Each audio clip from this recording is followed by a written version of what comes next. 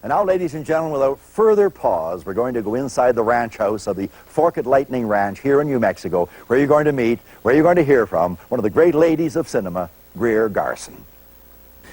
Miss Garson, it's said that L.B. Mayer discovered you in '38 on the London stage and signed you up because he felt that apart from your great fresh beauty, you had the motherhood that Garbo lacked, the propriety that Crawford lacked, the acting skills that Shearer lacked, and better diction than all three. How do you feel about a quote like that? I have never heard the quote before, Elwie. This is a complete surprise. What a catalogue of qualities, my goodness.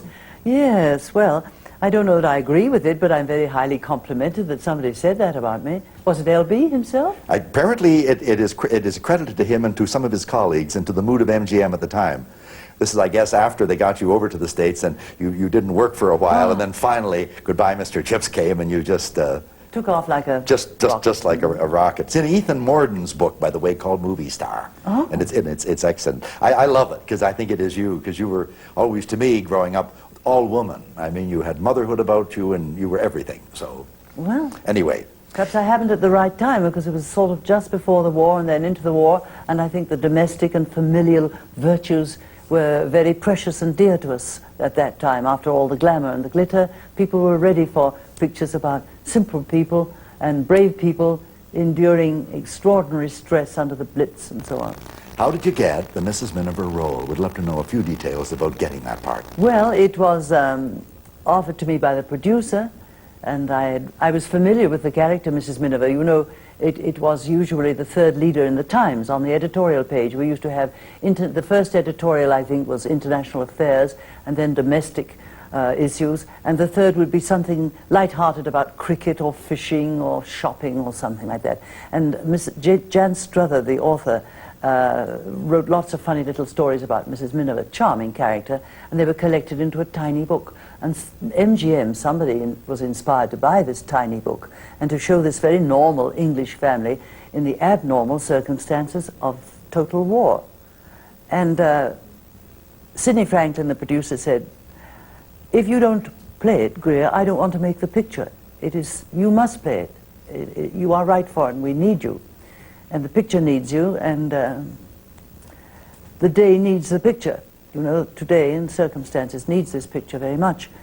And I sort of hesitated about it. I said, well, my aunt should be playing this, you know. She's a sort of Mrs. Miniver with her family in the services and all that kind of thing. And there was some hesitation. I talked with my friend Norma Shearer about it. And I said, I'm supposed to go and see Mr. Mayer. And I know what he wants to see me about. He's annoyed because I didn't jump at playing Mrs. Miniver. And she said, well, I'm going to see him today, too. I said, well, I said to him, I said to Mrs. Mayer, why don't you offer it to some of the other ladies, see what they would say?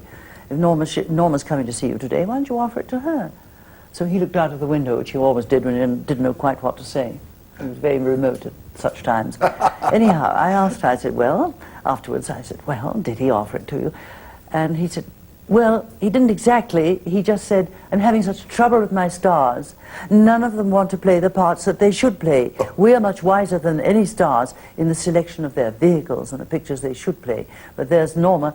You don't want to play Mrs. Miniver, which is exactly right for you, and you're exactly right for it. And Norma wants to play Hot Pants in Cardboard Lover or something like that.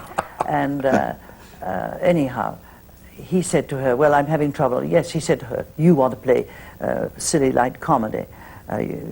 Wouldn't you like to play Mrs. Miniver? And it was not an offer, it was an oblique sort of thing. Whereupon Norma said, well, Greer's playing that, isn't she? And he looked out of the window again. Nothing more was said.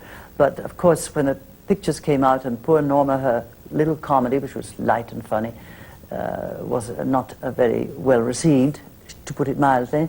And Mrs. Miniver was very well received. So Norma rather invented this legend, I think, to comfort herself, that she had been offered the part and turned it down, that she wasn't really offered the part.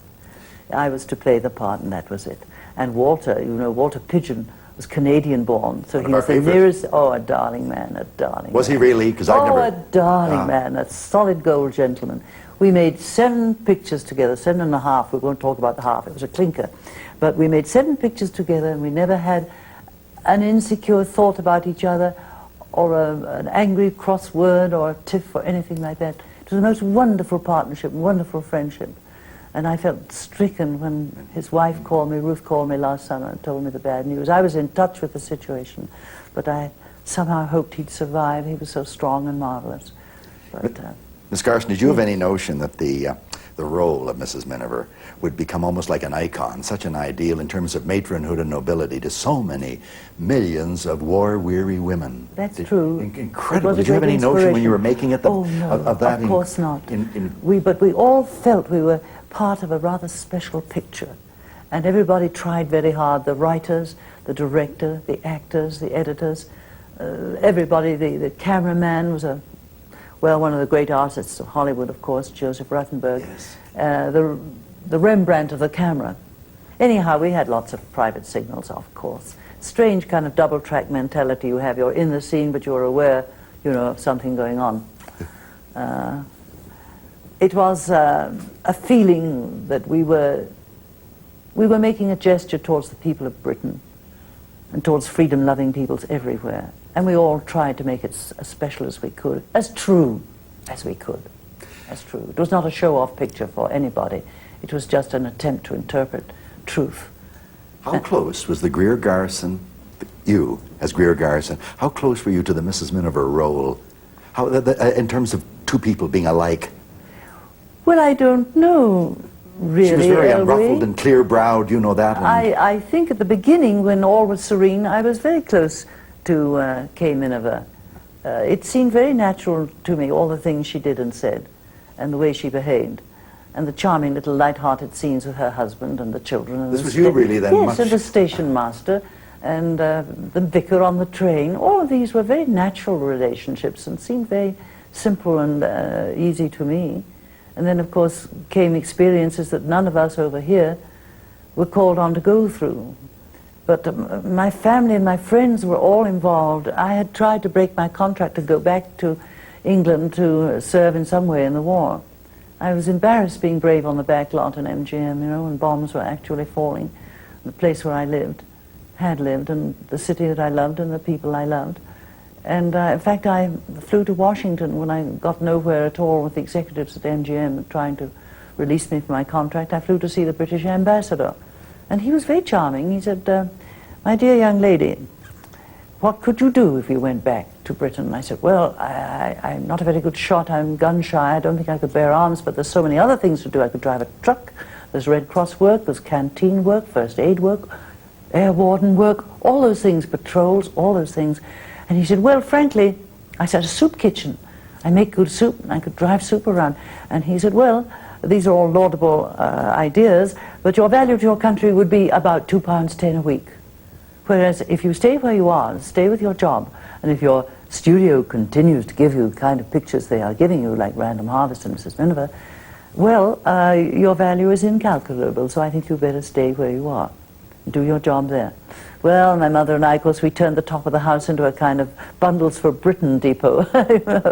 And we worked very hard. Everything we did for British Red Cross, we did the same for American Red Cross. And all the British colony, the ones that were left in Hollywood, they all worked extremely hard to serve both the countries they loved. Of course, the picture played a profound role in morale boosting, didn't it? I think it did. The Queen Mother, our beloved Queen Mum, she said to me later, it was the most wonderful boost for our morale. It made us feel, well, perhaps we really are rather brave after all. Everywhere I went, even abroad, in Europe, they would say, ah, Madame Miniver est arrivée, la Signora Miniver, It was very interesting. I kind of disappeared for a while into the charming personality of Mrs. Miniver. And, Elwie, for a while, perhaps as an actress, I was a little restless to be identified so closely with its one role. And then I realized that I had a great reason to be thankful and grateful.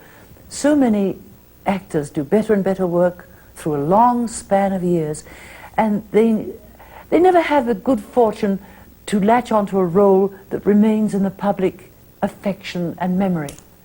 But you see, this one did, and to this day, it's over 40 years ago. It's legendary today. I'm still Mrs. Miniver to an awful lot of people. Yes. I stop in New York or Los Angeles or Dallas for an intersection traffic light, waiting for the go sign to cross, and nearly always somebody will tap me on the arm and say, Mrs. Miniver. We loved you in pictures, and we loved that picture. How are you? You look fine, and so on, which is nice. Of course, it's rather alarming when the tap on the shoulder and you look down and it's a small Boy Scout with a beady eye on you saying, "Lady, would you like to cross the road?" Makes me feel like... That's absolutely beautiful. That's like beautiful. Whistler's mother or something, you know? Tell me about William Wyler. Oh, he is a I want to tremendous hear so many director. stories about him. Oh, well, I can give you a lot more.